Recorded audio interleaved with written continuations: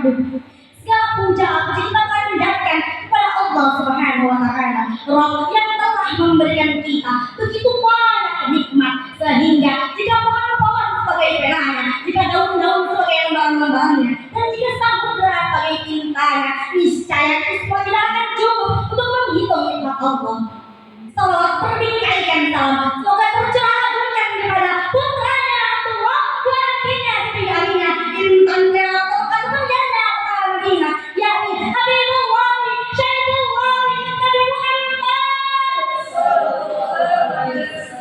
yang mana beliau bermandian dengan air dalam Rasulullah tidak pernah terpuncak dengan apa demi tegakkan kalimat la ilaha illallah. Berdirinya saya di sini akan menyampaikan satu patah kata atau dua patah kata yang saya patah-patahkan katanya menjadi ribuan kata, dan kemudian saya beri judul berilmu tanpa ilmu itu rapuh, beriman tanpa ilmu itu buta. Hadirin calon-calon penghuni surga rahimahumullah, tidak ada satu bagian kecil pun dari kehidupan ini melainkan seluruhnya diliputi dengan ilmu. Bagaimana cara beribadah kepada Allah, bagaimana mendapat kecukupan, bagaimana bisa meraih dunia dan akhirat, semuanya membutuhkan ilmu. Allah Subhanahu wa taala akan mengangkat derajat orang yang berilmu di dunia dan di akhirat, dan orang-orang yang berilmu juga memiliki kedudukan yang tinggi lagi mulia di sisi Allah. Sebagaimana Allah katakan dalam Al-Qur'an, yang fa'illahu ladzina minkum, Allah niscaya mengangkat derajat orang-orang yang beriman di antara kamu, walladzina utul ilma darajat, dan orang-orang yang diberi ilmu beberapa derajat. Wallahu bima ta'maluna khabir. Allah Maha teliti terhadap apa yang kami kerjakan. Akan tetapi ada dua hal yang sangat berkaitan, yaitu ilmu dengan iman, di mana ketika seorang beriman tanpa ilmu yang lebih rapuh karena iman fondasi tegaknya iman dalam diri seorang muslim. Atau ketika berilmu tanpa iman di dunia dia dihinakan, akhirat itu tidak akan didapatkan karena sejatinya pintu surga tidak akan terbuka untuk orang yang tidak beriman. Ada satu kisah seorang ulama besar paham karena cerdik-cerdiknya orang Balqam bin Taurat yang hidup pada zaman Nabi Musa alaihissalam. Balqam adalah sosok alim agama yang dikaruniai ilmu, ismu al-azam, nama mulia Allah, sehingga doanya tak pernah tertolak dan selalu Allah kabulkan. Suatu ketika Nabi Musa dan rombongannya melakukan perjalanan dari Mesir, lalu beliau singgah di tengah Bani Gantan, tempat tempat tinggal. Melihat hal itu, beberapa penguasa dan pemuka kabilah merasa terancam kedudukannya. Lalu mereka mendatangi Balqam dan meminta doa untuk didoakan. Wahai Balqam, Musa bin Fir'aun telah hadir di tengah-tengah Bani Israel. Kami khawatir mereka akan mengusir kami. Sesungguhnya kami adalah kaummu dan engkau kalau yang terkabul doanya. Keluar, berdoalah kepada Allah agar menimpakan keburukan kepada Musa dan keselamatan bagi negeri kami. Mendengar hal tersebut, malam merajakannya Musa adalah Allah. Dia membawa jalan sama dan ajaran yang aku bawa. Nabi wajib jaga para malaikat. Bagaimana mungkin aku melakukan keburukan kepada mereka? Jika aku melakukan keburukan kepada Musa, niscaya menyapa dunia dan akhiratku.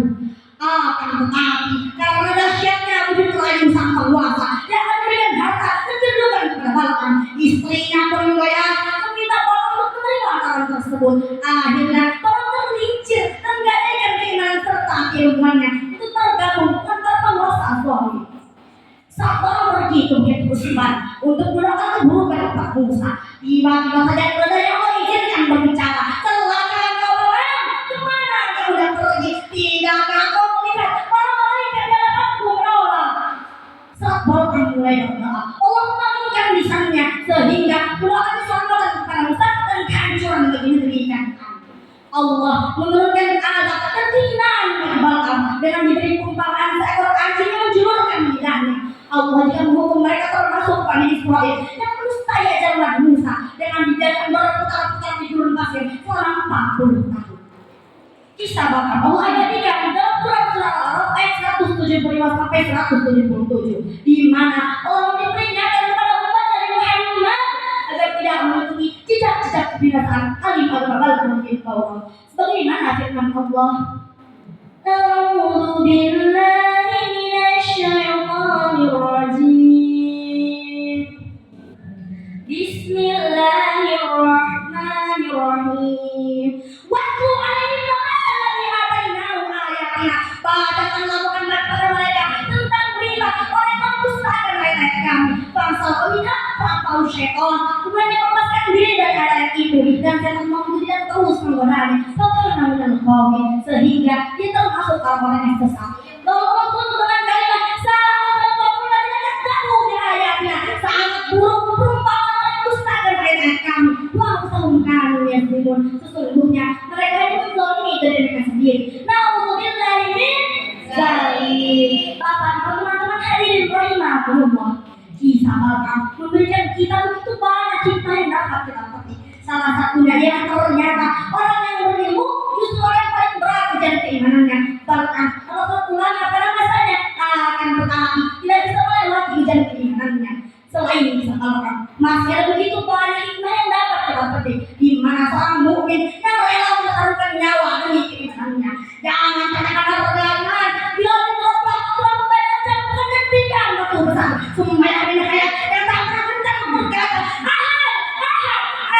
meski dihujani siksaan yang pedih hingga syahid dan menjadi orang pertama yang disebutnya. Juga ada saat bin Abi Waqqas yang melakukan kalimat ancaman sang ibunda yang tak menghakimi dengan kata-kata, wahai ibu, jika engkau mempunyai 100 nyawa dan nyawa itu hilang satu persatu, niscaya aku tidak akan meninggalkan agama ini. Takbir Allah. Mungkin cukup sekian yang dapat saya sampaikan. Bila ada kekurangan mohon dimaafkan karena saya masih dalam tahap pembelajaran.